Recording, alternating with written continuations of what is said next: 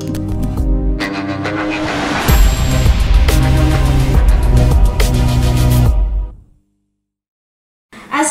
warahmatullahi wabarakatuh. Sobat Dermawan, kembali lagi di podcast kami Is Jovanika Talks, podcastnya Arek Jatim fase kedua.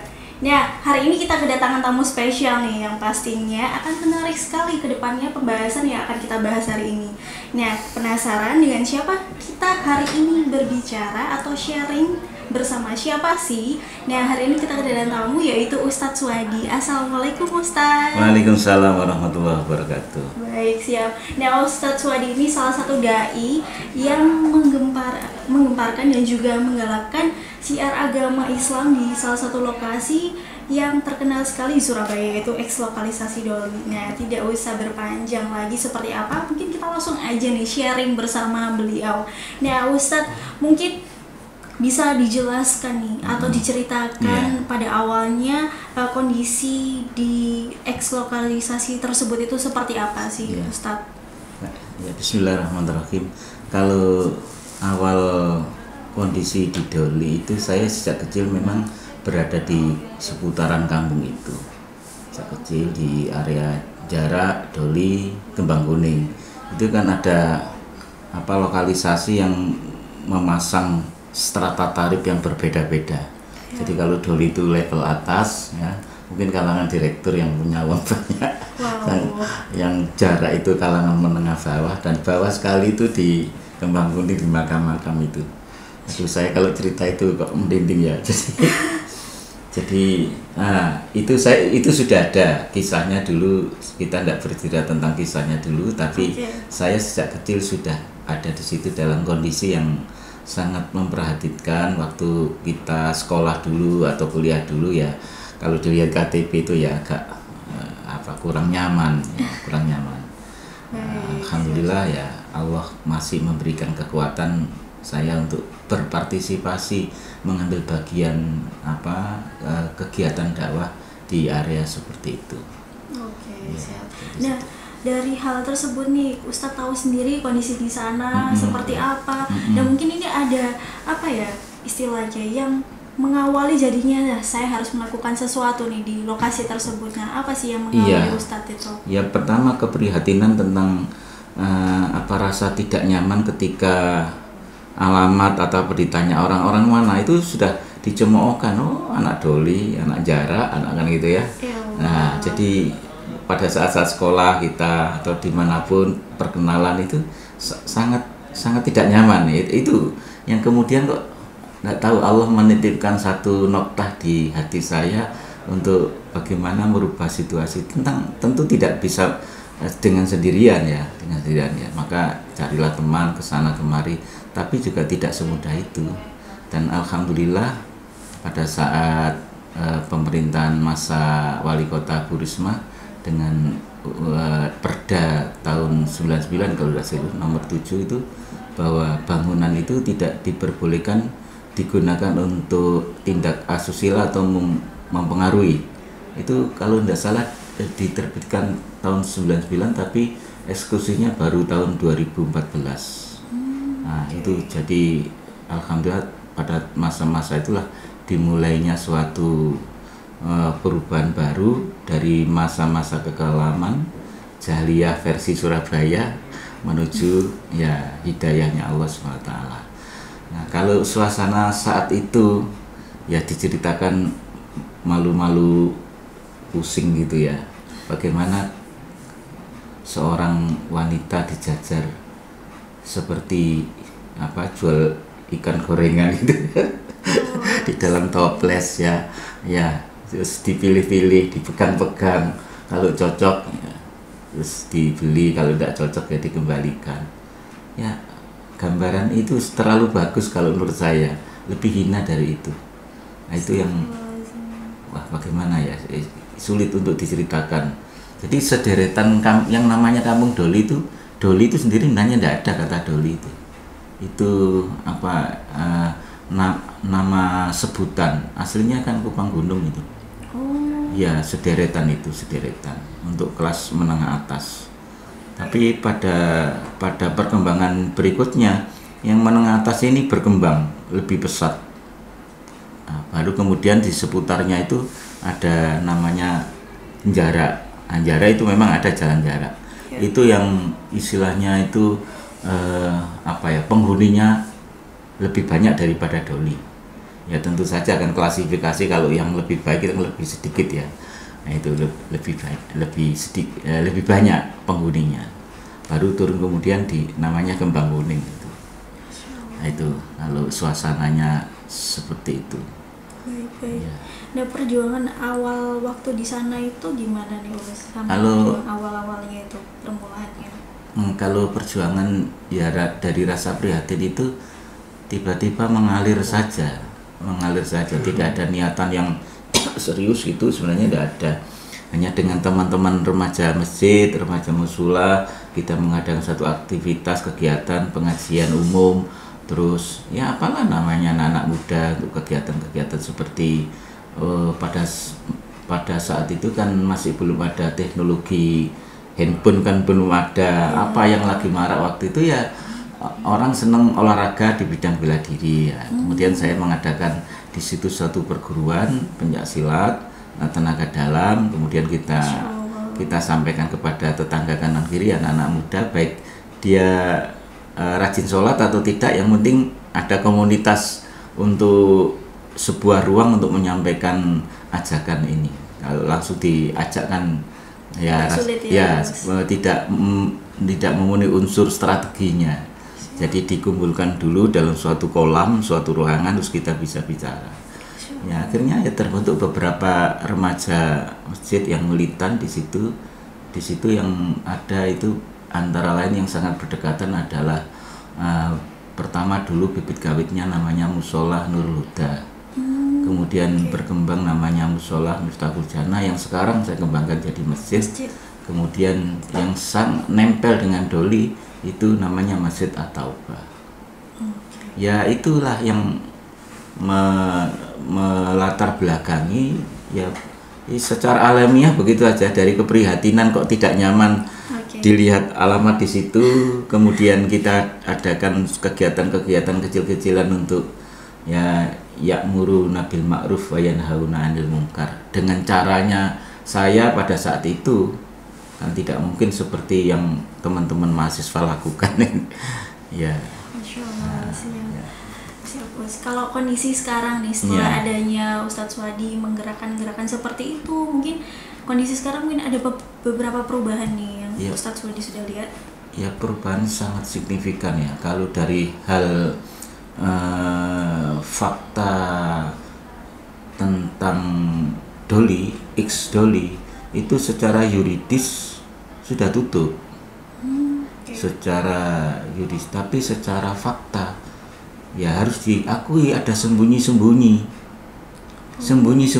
mereka itu tidak tahu saya di mana, para kupu-kupu yang indah itu di mana itu, tapi tidak muncul. Yang muncul itu adalah apa istilahnya, calo atau mediator ya, supaya keren ya, mediator yang duduk di pinggir jalan. Nanti kalau ada orang lewat itu, terutama malam,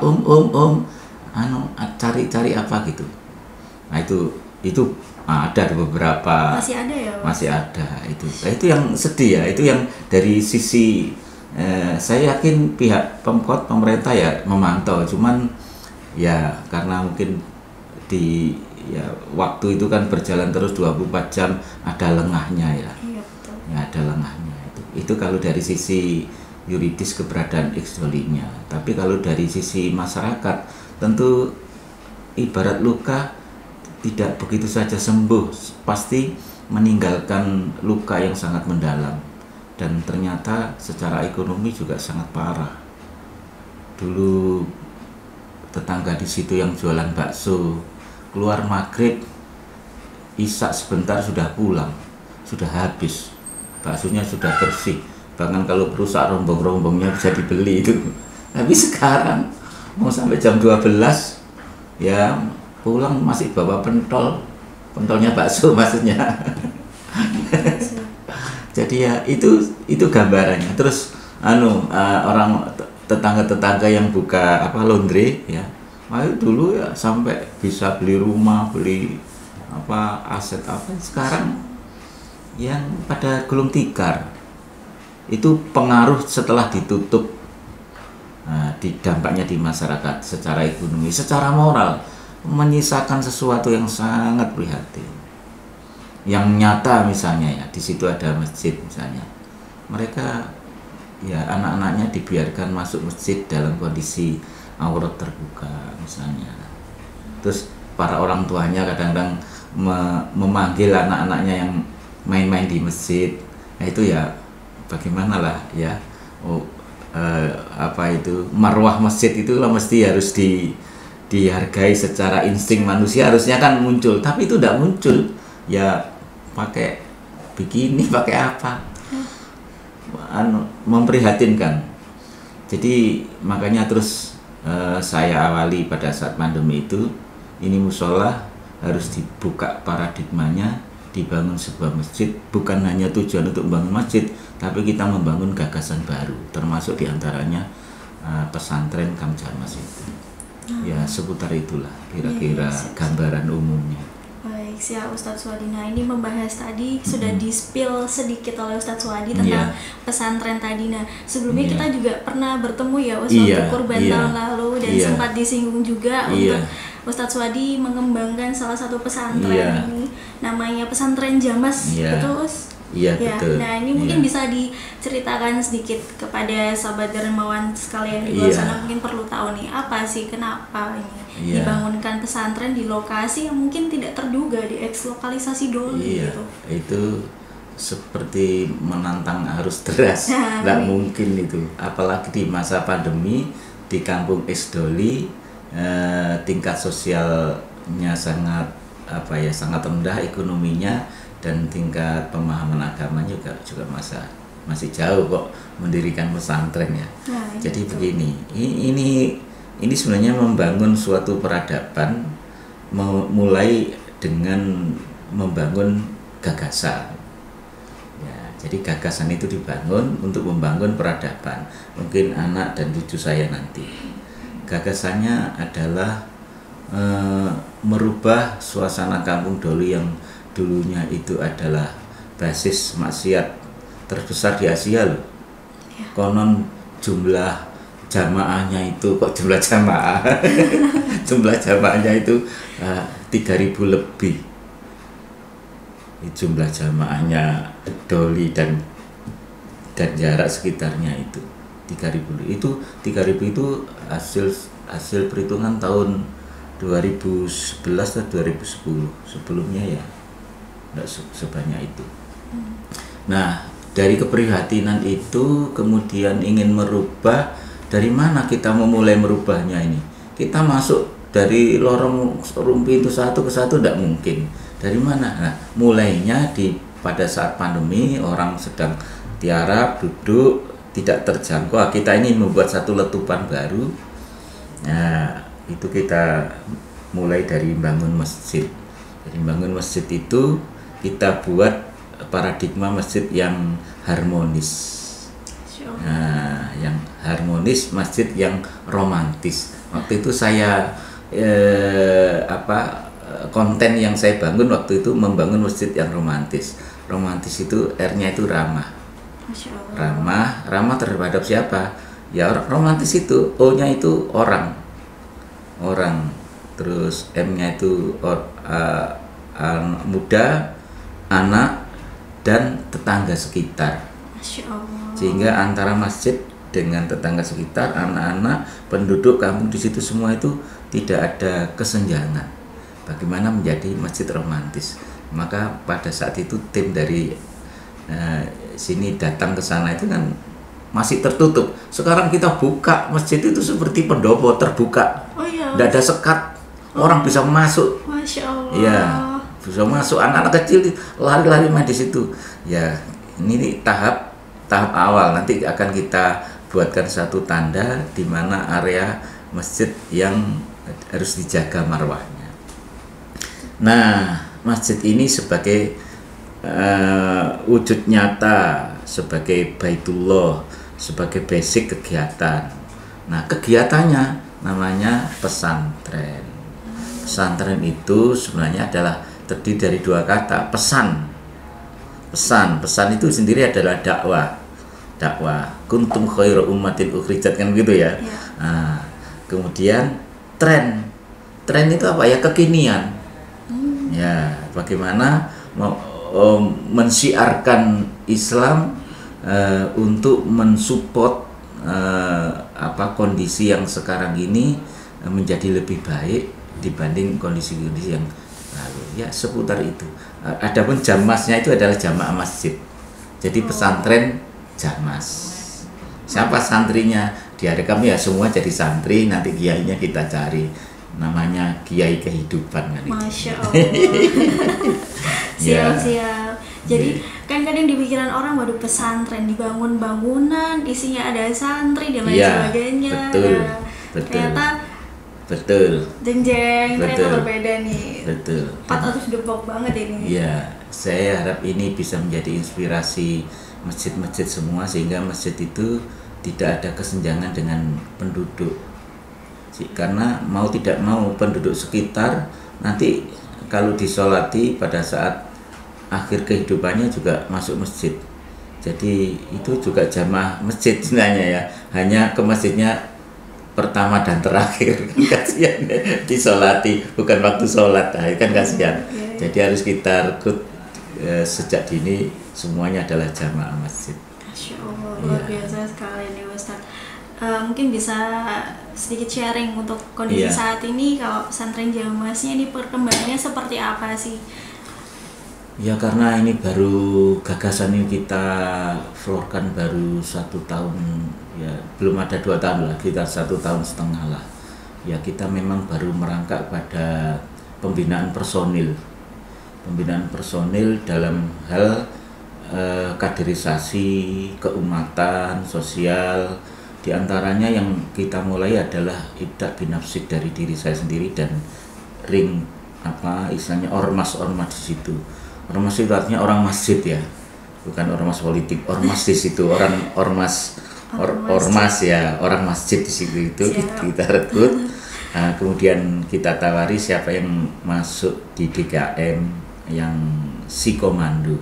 Sikomando itu kontribusi, koordinasi, manajemen, doa. Masya Allah, penuh teka-teki ya itu dari sisi ya untuk memudahkan visioner kita aja itu ya, supaya kita tidak salah bidik, tidak bias perjuangan kita. Siap. Nah, setelah itu baru dikembangkan, kita sudah bentuk SIS, zakat infak sedekah, sebagian dana ya patungan sedikit sudah ada, tinggal nanti pengalokasiannya kemana sedang kita pikirkan untuk UMKM atau untuk tetangga sekitar. Itu ternyata banyak yang kena rentenir. Saya itu prihatin sekali tuh. Jadi ada yang daring kan diperlukan handphone, tidak punya handphone mau tidak mau hutang nilainya cuma 600 buat daring, tapi mengembalikannya bisa lebih 2 juta itu. Nah, ini masjid melalui pesantren harus hadir sebagai satu corong dakwah pesantrennya itu, kemudian masjid mengeksekusi siapa yang butuh bantuan. Nah, jadi pinjaman tanpa bunga, pengembaliannya juga secara sukarela, seenaknya, tidak ada batas. Antara lain itu yang gerakan-gerakannya. Kalau dari sisi peningkatan kualitas ibadahnya, alhamdulillah sholat raweh sudah tidak muat ini masjid ini. Masya Allah, ini kabar gembira sekali nih. Tidak muat, sudah saya dek di atas itu, tapi memang belum difungsikan karena belum bisa difungsikan. Kemudian dari sisi kualitas spiritual, sholat taraweh kita dibantu kerjasama dengan Sidki Ar-Rahmah. Itu teman-teman mahasiswa penghafal Quran itu setiap sore menjadi imam di situ. Jadi suasana Madinah sangat kental di situ. Ex-Doli tapi Qurannya Quran suasana Madinah sama Mekah itu. Nah, itu di situ kebanggaan yang luar biasa. Tapi ya kita tidak boleh cukup puas itu. Masih jauh perjalanannya. Ya. Oke, baik, sedikit cerita tadi mengenai pesantren Jamas dan lain sebagainya, perjalanan Ustadz Suwadi dari awal perjuangan dari awal di lokasi Iya. sampai hari ini yang bisa berhasil mengembangkan pesantren Jamas dan lain sebagainya. Mungkin ada satu kisah yang Iya. masih terngena di hati nih Ustadz, mungkin bisa Iya. di-share dengan Sobat Yang- Darmawan. Ya paling tidak dua lah. Satu itu masih saya masa-masa remaja dulu, masih di beberapa organisasi, saya tidak menyebutkan organisasinya, dan saya didukung dana kuat oleh waktu itu zamannya masih wali kotanya Bapak Purnomo Karsidi, Dokter Purnomo Karsidi. Terus ada seorang pengusaha, kita adakan pengajian istilahnya wanita harapan, kan dulu kan wanita harapan istilahnya, dibuat istilah begitu, aslinya ya sama pelacur kan ya. Terus dibuat wanita harapan, itu pengajian halal bihalal wanita harapan se-Surabaya, misinya supaya tutup satu hari. Itu pengajian di Gelora Pancasila, yang ceramah waktu itu Ustadz Zainuddin MZ sama Gus Ali Masuri, saya jadi panitianya. Wah, mereka itu mengalahkan para fatayat dan para muslimat loh, pakai kebaya, pakai apa, siapa yang keliru itu? Kalau enggak, waduh, pokoknya udahlah. Nah itu yang waduh, saya bayang, Masya Allah, suasananya jadi seperti pesantren betul ini. Mereka keluar dari pondoknya masing-masingnya dengan berpakaian busana muslim, terus kita siapkan transportasinya. Itu kebayang sudah sulit ini, kebayang saya ini, Masya Allah. Terus nah mereka yang tidak keluar itu dapat sanksi. Jadi memang ini didukung oleh pemerintah full. Datang di Gelora Pancasila, ceramahnya Ustadz Zainuddin sama Gus Ali itu mengena. Banyak yang nangis, beberapa yang nangis, tobat itu banyak. Ya, tapi ya kembali lagi. Bagaimana? Masalah apa? Masalahnya itu satu ya masalah ekonomi, kedua terjerat oleh pinjaman bos-bos mucikari di situ. Tidak semudah itu. Nah, itu yang pertama kan. Yang kedua, satu ketika ya kita pingin menggali potensi atau mencoba sejauh mana sebenarnya kita bisa menyadarkan para jamaah al-doliyu al-jara'u itu. Jadi kita anak-anak itu kok bisa ya mengadakan berbagai lomba. Salah satu lombanya itu adalah seni baca Al-Quran. Loh ya enak-enak bacanya mereka itu. Oh ya Us. Aduh, enak-enak. Aduh, saya kalah ini. Mungkin istri saya aja nggak sebaik itu. Tapi istri saya bukan itu. Jadi yang buat antara prihatin dan ketawa itu apa ya? Salah satu peserta itu belum selesai baca Qur'annya, ayatnya belum sampai selesai, lagu itu kan bisa kelihatan ya. Tahu-tahu sudah shadaqallahul adzim. Kenapa? Ditunggu langganannya di depannya itu. Jadi dia selesai, datangi pelanggannya itu. Astagfirullahaladzim, ya Allah. Jadi ya sudahlah, banyak dinamika dakwah di situ itu. Ya. Ini mungkin itu beberapa kenangan yang sampai hari ini tidak bisa dilupakan sama Ustadz nih. Banyak sebenarnya. Banyak. Ya, banyak ya. Ada yang kalau diceritakan saya jadi malu juga banyak. Iya. Baik, siap. Nah mungkin Ustadz Sohadi nih ada beberapa harapan yang mungkin dari hatinya ingin disampaikan dalam perjalanan dan perjuangan panjang ini. Iya. Ya di situ harus banyak teman-teman para pejuang Islam yang hadir. Tidak mungkin saya sendiri atau masyarakat setempat sendiri tidak mempunyai kemampuan, tidak cukup mempunyai kemampuan. Ya kalau pemerintah dalam hal ini ya sudah lebih dari cukup, tapi intensitasnya mungkin, istiqomahnya yang belum. Kalau sudah ya sudah, banyak penduduk sekitar dibantu untuk lapangan pekerjaan, pelatihan dan lain-lainnya. Tapi spesial untuk keagamaan ini yang merawat Islam ini yang memang Departemen Kemenak ya mana tidak ada hadir dalam hal ini, misalnya KUA mana tidak ada. Kalau ada nikah baru datang. Nah itu kan saya juga merasa kurang respect terhadap itu. Jadi saya hanya berharap pada teman-teman pergerakan yang saya menjadi tambah bersemangat begitu ACT datang ke sana itu. Ternyata saya tidak sendiri ini. Jadi harus banyak datang ke sana. Cari Atta, Kampung Doli, di situ ada Masjid Miftahul Jannah. Nanti di situ cari. Kalau saya biasa di situ, kalau orang yang lama-lama manggil saya Pak Nur, nyari Pak Nur ketemu. Kalau Pak Suwadi mungkin tidak ketemu Pak Nur. Tapi kalau setiap orang di situ tanya, saya mau ketemu ayah gitu. Ya saya ini orangnya. Oleh anak-anak kecil, ibunya, bahkan mbahnya itu kalau manggil saya ya ayah semua. Ya harapannya ya kita didoakan sajalah kalau tidak berpartisipasi supaya perjuangan di sana itu bisa, ya kalau sempurna tidak, tapi ideal paling tidak ada suatu perubahan menjadi kampung yang beretika, bagaimana bertata busana, bagaimana ketemu teman, bagaimana beramah tamah, bagaimana bicara itu ada tataran ukuran antara sopan, unggah-ungguh, una-uni itu kan di situ masih harus diperjuangkan. Tapi kalau dibanding yang dulu berbeda jauh, sangat berbeda. Terukurnya misalnya begini, kalau dulu musola saya itu harus serapat bentengnya Belanda pokoknya. Kalau tidak, ada orang teler mendem masuk di situ tidur. Kalau dulu, sekarang nggak ada, makanya kita terbuka. Nah itu seperti itulah guru, tapi masih jauh dari suatu harapan gagasan apa tentang pesantren, tentang masjid dan lain-lain itu. Jadi kami terbuka, ya berharapnya hanya kepada Allah, kepada yang lain boleh minta tolong, tapi berharapnya kepada Allah. Masya Allah, Iya. sekali. Baik Ustadz Suwadi, ini sangat menginspirasi sekali kisahnya. Mudah-mudahan sih Sobat Dermawan sekalian di luar sana bisa terinspirasi dan ikut tergerak bahwasannya bisa melakukan kebaikan mulai dari diri sendiri dan menyebarkannya kepada orang sekitar kita. Terima kasih banyak Ustadz Suwadi atas waktunya. Semoga ilmunya, sharingnya dan segala hal yang diutarakan Ustadz hari ini bisa bermanfaat kepada Sobat Dermawan sekalian. Amin. Terima kasih. Siap. Ustadz, terima kasih banyak.